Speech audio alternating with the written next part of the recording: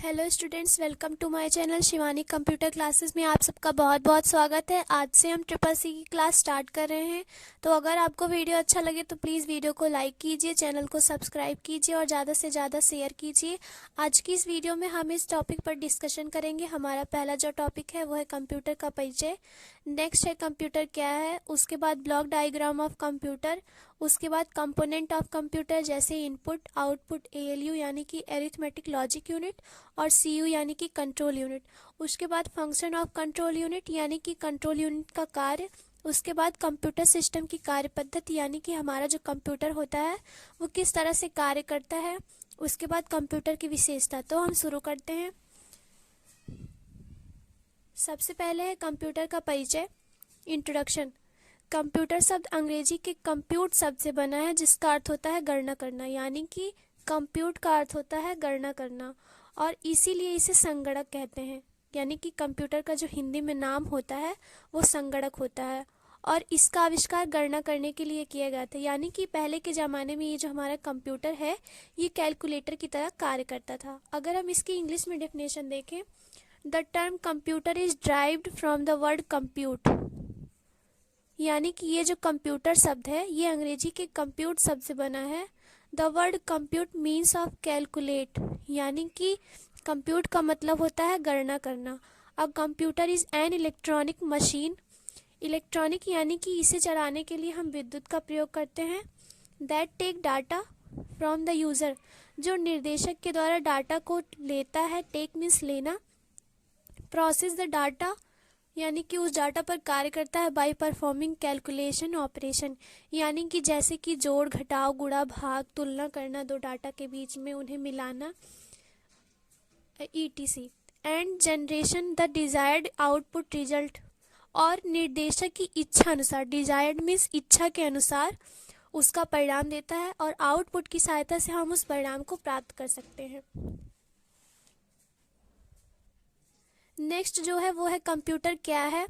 Computer एक उन्नत यानी कि एडवांस इलेक्ट्रॉनिक उपकरण है जो डेटा को यूज़र के द्वारा दिए गए निर्देशों के आधार पर उपयोगी जानकारी में बदलता है। यानी कि ये जो हमारा कंप्यूटर होता है वो डेटा को निर्देशक के अनुसार दिए गए निर्देशों के आधार पर उपयोगी जानकारी में बदल देता है। नेक्स्ट जो है वो है पार्ट ऑफ कंप्यूटर, यानी कि कंप्यूटर के भाग। कंप्यूटर के दो भाग होते हैं, हार्डवेयर और सॉफ्टवेयर। यहाँ पे हम एक ग्राफ की सहायता से कंप्यूटर के कंपोनेंट्स को समझ सकते हैं। CPU यानी कि सेंट्रल प्रोसेसिंग यूनिट। कंप्यूटर के अंदर एक मेमोरी यूनिट होती है, कंट्रोल यूनिट होती है और एरिथमेटिक लॉजिक यूनिट होती है और एक सेकेंडरी स्टोरेज होता है। ये तो मेमोरी यूनिट के अंतर्गत हम डाटा को स्टोर करके रख सकते हैं ताकि हम उसे बाद में भी प्रयोग कर सकें। कंट्रोल यूनिट जो होता है वो इन सभी यूनिट्स को इनके कार्य को बताता है और इनके कार्य का नियंत्रण करता है। एरिथमेटिक लॉजिक के अंतर्गत हम जैसे कि जो भी प्रोसेस होती है जैसे जोड़ना, घटाना, गुणा करना, भाग करना और दो डाटा की तुलना करना, दो डाटा में से सिलेक्ट करना, ये सब प्रोसेस होती है।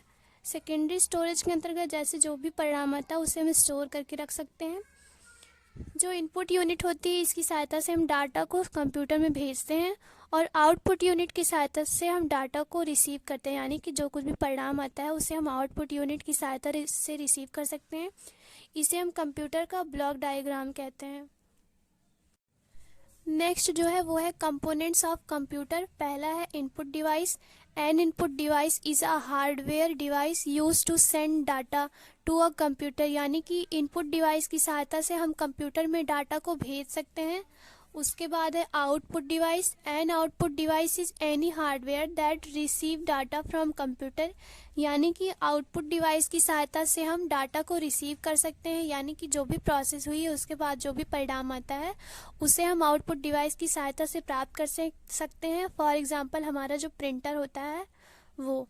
उसके बाद है मेमोरी।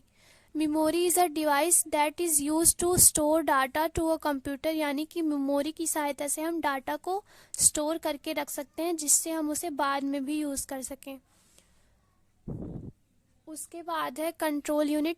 कंट्रोल यूनिट मेमोरी से इंस्ट्रक्शन यानी कि निर्देश को रीड करता है यानी कि पढ़कर समझता है और उन्हें सिग्नल्स यानी कि संकेत के रूप में डिकोड करता है यानी कि परिवर्तित करता है और उसे इनपुट आउटपुट और एएलयू यानी कि अरिथमेटिक लॉजिक यूनिट को भेज देता है ताकि यह सभी दिए गए निर्देशों के अनुसार अपना कार्य प्रारंभ कर सके। यानी कि ये जो कंट्रोल यूनिट है ये इन सभी यूनिट्स को इनके कार्य को बताता है और इनके कार्य को नियंत्रित करता है। उसके बाद है फंक्शन ऑफ कंट्रोल यूनिट यानी कि कंट्रोल यूनिट का कार्य यह कंप्यूटर के अन्य यूनिट के बीच डेटा और निर्देशों के हस्तांतरण को नियंत्रित करने के लिए जिम्मेदार है। यानी कि ये जो कंट्रोल यूनिट है ये इन सभी यूनिट के कार्य को और डेटा को इन तक पहुंचाने का कार्य करता है और इनके कार्य का नियंत्रण करता है। उसके बाद है कंट्रोल यूनिट कंप्यूटर के सभी यूनिट को मैनेज करता है यानी कि सभी यूनिट को संभालता है और उनके कार्य का नियंत्रण करता है। उसके बाद है यह मेमोरी से इंस्ट्रक्शन को रीड करता है यानी कि निर्देश को पढ़कर समझता है और उसे डिकोड करता है यानी कि संकेत के रूप में डिकोड करता है और सभी यूनिट्स तक भेजता है।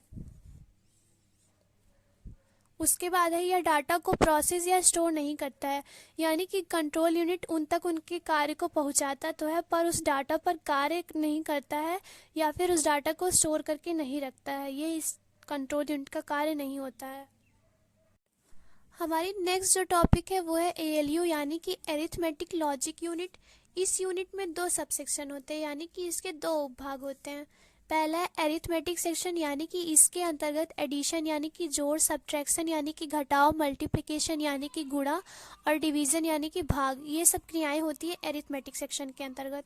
और उसके बाद जो है वो लॉजिक सेक्शन है। लॉजिक सेक्शन के अंतर्गत कंपेयरिंग, सिलेक्टिंग, मैचिंग, मर्जिंग, ये सब प्रक्रियाएं होती हैं।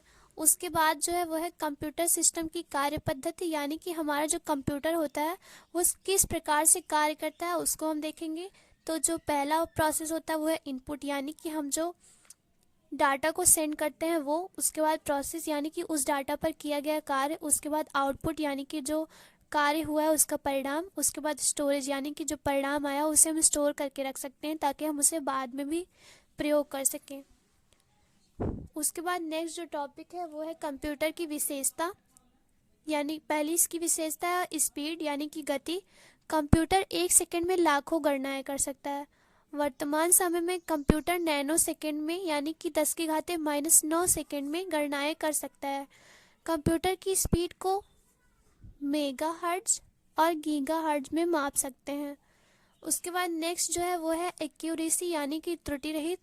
कंप्यूटर कठिन से कठिन कार्य को बिना किसी त्रुटि के परिणाम निकाल सकता है। गणना के दौरान यदि कोई गलती पाई जाती है तो डेटा व प्रोग्राम में मानवीय गलतियों के कारण होता है। यानी कि गणना के दौरान अगर कोई गलती हो भी रही है तो इसका मतलब ये है कि डेटा व प्रोग्राम में पहले से गलती थी, इसीलिए कंप्यूटर द्वारा की गई गणना में भी त्रुटि आई है। नेक्स्ट जो है वो है स्टोरेज कैपेसिटी यानी कि भंडारण क्षमता। कंप्यूटर की मेमोरी में बहुत सारी जानकारी को स्टोर करके रखा जा सकता है जिसका प्रयोग भविष्य में किया जा सकता है। यानी कि कंप्यूटर के अंदर स्टोरेज की कैपेसिटी होती है, इसमें एक मेमोरी यूनिट होती है और उसके अंतर्गत हम बहुत सारी जानकारी को स्टोर करके रख सकते हैं। उसके बाद है वर्सटाइल यानी कि बहुउद्देशीय। कंप्यूटर की सहायता से बहुत सारे कार्य किए जा सकते हैं। आधुनिक कंप्यूटर में एक समय में अलग अलग प्रकार के कार्य किए जा सकते हैं। यानी कि आज के जो कंप्यूटर है उनमें एक समय में अलग अलग प्रकार के कार्य किए जा सकते हैं। उसके बाद है सीक्रेसी यानी कि गोपनीयता। कंप्यूटर में पासवर्ड का प्रयोग करके हम अपने डेटा को सुरक्षित रख सकते हैं। उसके बाद है डिलीजेंस यानी कि सक्षमता। कंप्यूटर किसी भी कार्य को बिना रुके बिना थके लाखों करोड़ों बार कर सकता है। जैसे कि मनुष्य की भी कैपेसिटी होती है, वो किसी कार्य को अगर लगातार करता है तो वो थक जाता है, लेकिन कंप्यूटर की ऐसी कोई कैपेसिटी नहीं होती है। वो किसी कार्य को बिना रुके बिना थके लाखों करोड़ों बार कर सकता है। उसके बाद है स्वचालित यानी कि ऑटोमेटिक। कंप्यूटर में एक बार प्रोग्राम लोड हो जाने पर वह अपना कार्य स्वतः ही करता रहता है। यानी कि कंप्यूटर में बार बार प्रोग्राम को लोड करने की ज़रूरत नहीं होती है।